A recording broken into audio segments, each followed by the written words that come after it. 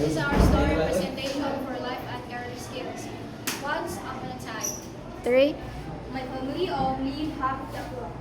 Sa likod ng aking mga ngiti, may mga problemang hindi nakikita ng iba. Ngunit may lakas pa rin na kumawa. At may lakas na loob na harapin ang mga puso. Kahit anumang hamon sa buhay, lumalaban pa rin at hindi susuko. At handang lumaban para sa pangarap. At huwag kalimutan magdasal para sa kalusugan. Naharapin ko ito kahit anuman ang mangyari. At kahit anong estado ng aking pamilya, Ay hindi tayo susuko para sa ating kinabukasan. magsikap tayo upang abot ang gusto para sa ating pamilya. Kaya natin to para sa pangarap. Dapat tayo magiging matag at hindi susuko. Laban na tayo araw-araw at pagsumuko.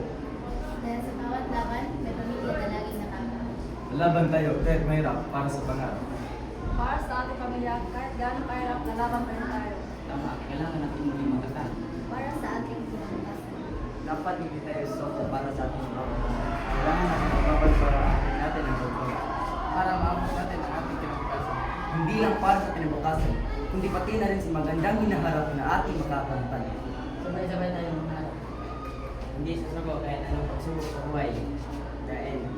Okay.